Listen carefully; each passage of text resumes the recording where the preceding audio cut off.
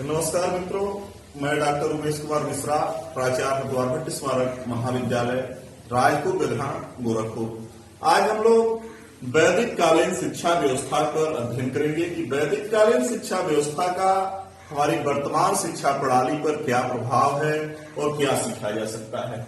देखें, वैदिक कालीन जो शिक्षा प्रणाली है वह हमारी प्राचीन भारतीय धर्म संस्कृति का मूल आधार है। और प्राचीन धर्म में कहा जाता है धर्मो धारिते प्रजा। धर्म जिसे धर्म वह है जिसे प्रजा धारण करती है। वेद संसार के सबसे प्राचीनतम धर्म ग्रंथ हैं। भारतवर्ष में वेदों को अपौरुषेय धर्म ग्रंथ माना जाता है। 4 वेद पाए जाते हैं, ऋग्वेद, यजुर्वेद, सामवेद और अर्थवेद। वेदों में विविध प्रकार की जीवन प्रणाली, शिक्षा व्यवस्था, कृषि, व्यापार, जीवन, आचार व्यवहार, चिकित्सा से संबंधित सारे तथ्य विशद व्याख्या के रूप में पाए जाते हैं। मनुष्य के करणी और अकरणीय कर्तव्य, हमें क्या करना चाहिए और हमें क्या नहीं करना चाहिए, यह सब कुछ हमें वेदों में विशद व्याख्या के साथ मिलता है। उपनिषदों में कहा गया है ना भीतो मरणादस्मि भीतो दुष्टो यसा।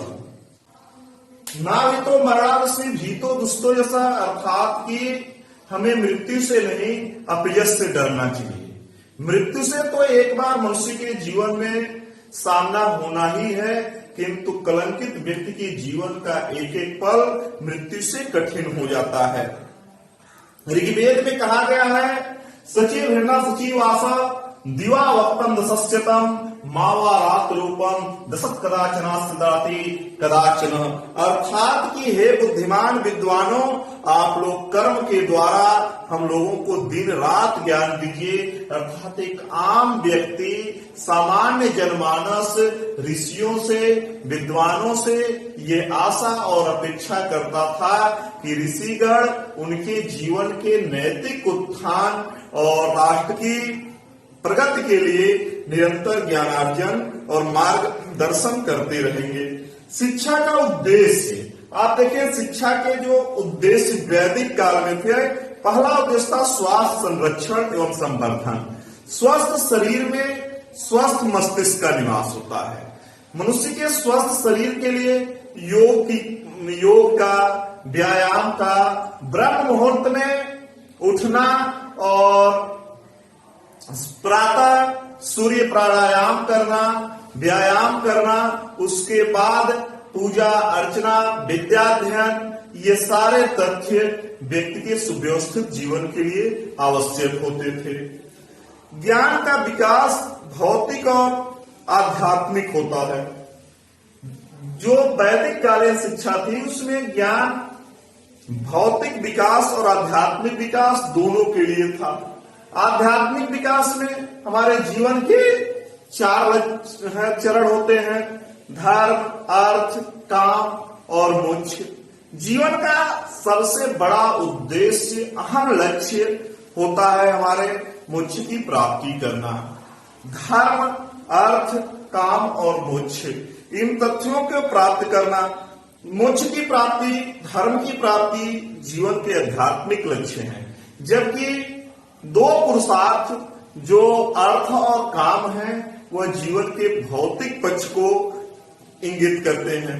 सामाजिक एवं राष्ट्रीय कर्तव्यों का ज्ञान, हमें अपने जीवन में अपने बजाय समाज के साथ सबके हितों को सोच करके चलने का प्रयास करना चाहिए। मनुष्य जब उत्पन्न होता है तभी वह 3 ऋणों के साथ उत्पन्न होता है, देव ऋण, ऋषि ऋण और पितृ ऋण। सबसे महत्वपूर्ण ऋण हमारे भारतवर्ष में पितृ माना जाता है। अपने पितरों के प्रति हमारा कर्तव्य।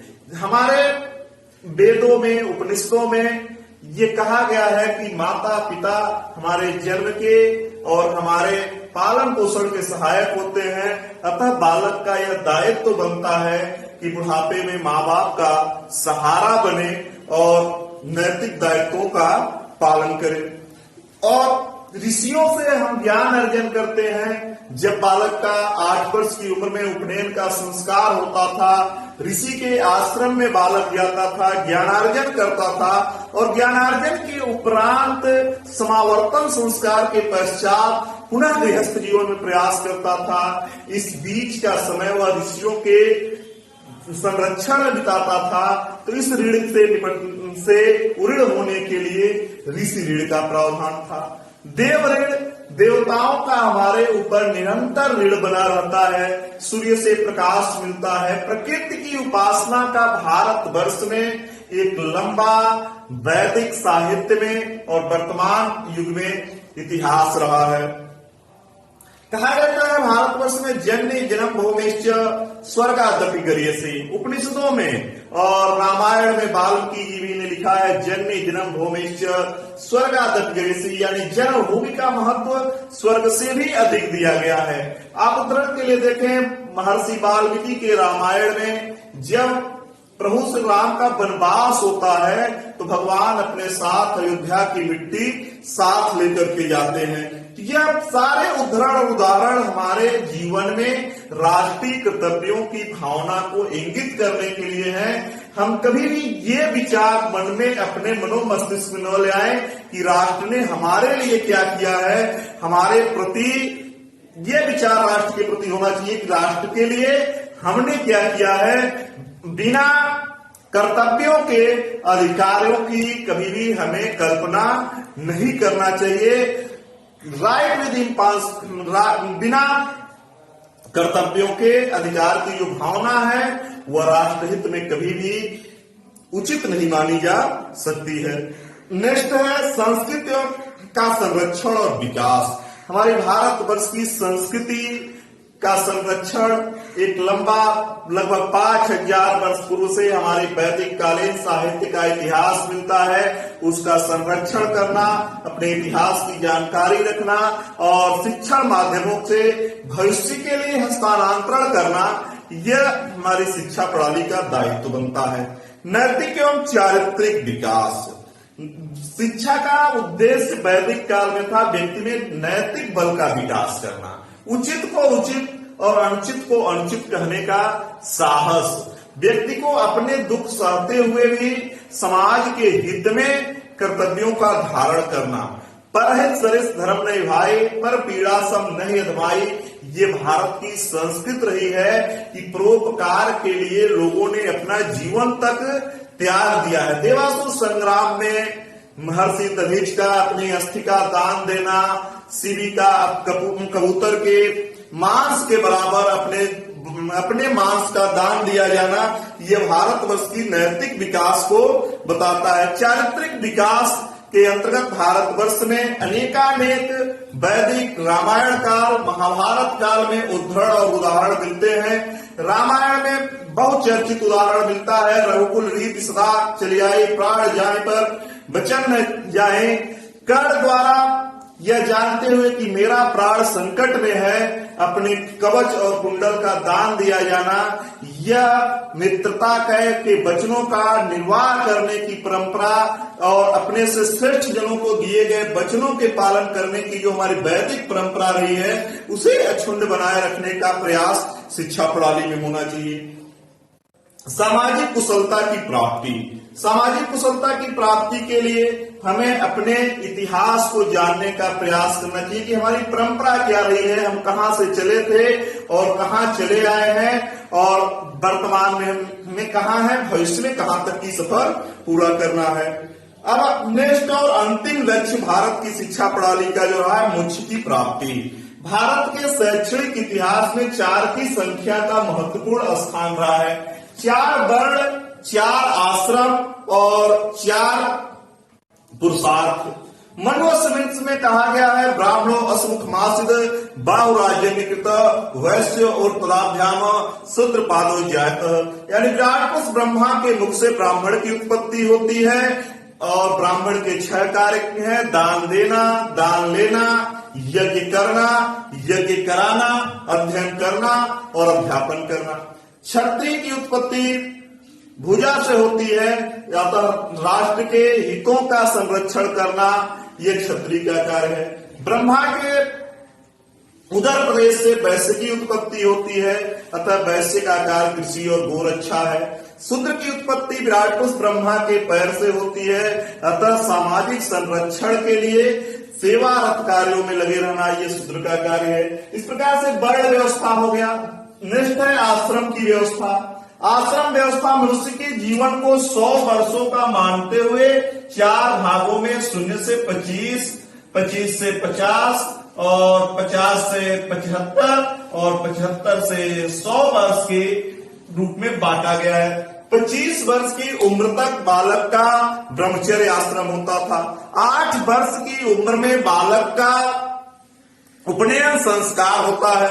उपनयन संस्कार के पश्चात बालक गुरु के आश्रम में जाता है, विद्याध्ययन प्रारंभ करता है। लगभग 25 वर्ष की अवस्था में समावर्तन संस्कार होता है, जो वर्तमान के शैक्षणिक संस्थाओं के दीक्षांत या समावर्तन संस्कार के समानार्थक था। और उसके बाद बालक गृहस्थ जीवन में प्रवेश करता था। 25 वर्ष की अवस्था से बालक का गृहस्थ जीवन में आना पुरुषार्थ के दूसरे चरण में अर्थ में प्रवेश करना होता था। दूसरा आश्रम और दूसरा पुरुषार्थ एक दूसरे से तब संबंधित थे।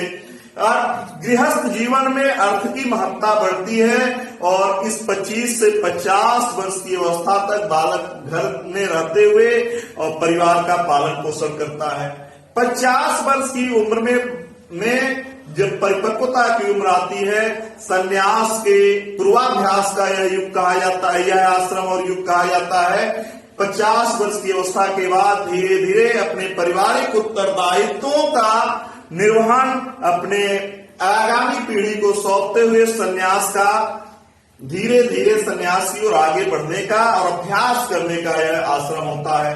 75 वर्ष की उम्र में व्यक्ति को अपने समस्त उत्तरदायित्वों को अपने पुत्रों और उत्तराधिकारियों को सौंप करके आगे संन्यास की ओर चले जाना चाहिए। मानस में कहा गया है, चौथे पन नृपकानन जाऊं, अर्थात चौथे पन में वन में जाकर के ऋषि आश्रमों में ईश्वर की प्राप्ति हेतु, मोक्ष की प्राप्ति हेतु हमें सत्संग और स्वाध्याय में समय व्यतीत करना चाहिए। 75 वर्ष की उम्र के बाद संन्यास, और संन्यास का लक्ष्य होता है मोक्ष की प्राप्ति करना, और मोक्ष की प्राप्ति जन्म और मृत्यु के बंधनों से मुक्त होना होता है। अब भारत की वर्तमान स्थितियां और इन स्थितियों में गुरुकुल की शिक्षा प्रणाली और वैदिक कालीन शिक्षा प्रणाली की उपादेयता कहां तक है? धर्म के प्रभाव में कमी धीरे धीरे हमारे राष्ट्र में और अंतर्राष्ट्रीय स्तर पर धर्म का निरंतर ह्रास हुआ है। धर्म के प्रति लोगों की रुचि कम हुई है। धर्म को घरों के अंदर तक माना जाने लगा है। सामाजिक जीवन के लिए धर्म को बाधा माना गया। हालांकि भारत की जो धार्मिक संस्कार और पद्धतियां रही हैं, ये कभी विकास के मार्ग में बाधक नहीं रही हैं। दूसरा, चरित्र निर्माण की उपेक्षा। वर्तमान युग में मनुष्य अर्थोपार्जन की ओर आगे बढ़ता है, चरित्र निर्माण की ओर कम ध्यान दिया जाता है। तात्कालिक लाभ को अधिकतम से ज्यादा व्यक्ति वरीयता प्रदान कर रहा है, जिसके कारण कैरेक्टर का विकास नहीं हो पा रहा है। सामाजिक कुशलता की ओर उदासीनता। व्यक्ति की सामाजिक स्वीकार्यता की अपेक्षा वर्तमान युग में आर्थिक स्वीकार्यता बढ़ रही है। नेक्स्ट है नागरिकों द्वारा अपने कर्तव्यों की अवहेलना। ज्यादा से ज्यादा व्यक्ति अधिकारों की डिमांड वर्तमान में कर रहा है। कर्तव्यों की ओर लोगों का मोह भंग हो रहा है। हर व्यक्ति यह जानना चाहता है कि राष्ट्र से हमें क्या मिलता है। ये लोगों के मांग में नहीं रह गया है, जेहन में नहीं रहता है कि हमारे अधिकार और कर्तव्य क्या है। नेक्स्ट है व्यक्तित्व विकास की ओर कम ध्यान देना। पर्सनालिटी डेवलपमेंट की बजाय इकोनॉमिक डेवलपमेंट की ओर वर्तमान पीढ़ी अग्रसर हुई है, यह चिंता का विषय है। गुरुकुल की शिक्षा प्रणाली। गुरुकुल की शिक्षा प्रणाली आप देखें, गुरुकुल की शिक्षा प्रणाली किस प्रकार से चलती थी। प्रातःकाल गुरु का अभिवादन। हम अपने अनेक धर्म ग्रंथों में पुस्तकों में, साहित्यों में गुरुकुल की प्रणाली देखते हैं। जैसे बी रामचरितमानस में उदाहरण मिलता है। तुलसीदास लिखते हैं, गुरु गृह गए रघुराई, अल्पकाल सब विद्या पाई। अर्थात कि गुरुकुल में भगवान राम जब जाते हैं तो गुरु से पहले उठते हैं और गुरु के समस्त आश्रम के कार्यों को, फूलों को लाना, स्नान के लिए जल लाना, संध्या के लिए लकड़ी को एकत्रित करना, भिक्षा मांग करके लाना, ये सारा कार्य प्रभु श्री राम भी करते थे। और आश्रमों में हम देखें, बड़े हो, छोटे हो, किसी भी वर्ण के हो, किसी भी जाति के हो, धर्म जाति के हो, वर्ण के हो, सभी लोग एक साथ शिक्षा ग्रहण करते थे। जैसे आप देखें, संदीपनी ऋषि के आश्रम में कृष्ण और सुदामा की मित्रता का उदाहरण मिलता है। विश्वामित्र के साथ राम का धनुष यज्ञ में जाना और गुरु वशिष्ठ के आश्रम में विविध राजकुमारों का और सामान्य लोगों का साथ में शिक्षण कार्य वैदिक काल में समानता के विचारों को इंगित करता है। अब इनके कार्य क्या होता था? गुरु के लिए जल लाना, संध्या के लिए लकड़ी एकत्रित करना, गुरुकुल की गायों को चराना, भिक्षा मांग करके लाना, गुरु के खेतों में काम करना। आप देखें, ऋषि कुमार आरुणि का उदाहरण मिलता है, जो कि बरसात के दिनों में ऋषि के खेतों में बरसात का पानी न बह जाए, इसके संरक्षा में पूरी रात खेत के मेड़ पर लेटे रहे। यह छात्र की जिम्मेदारी दर्शित करता है। गुरु की गृह की अग्नि को प्रज्वलित किए रखना, फिर गुरु की आज्ञा का पालन करना और गुरु के दिए गए आदेशों का सदैव पालन करना, यह छात्र का सदैव करणी कर्तव्य माना जाता था। धन्यवाद।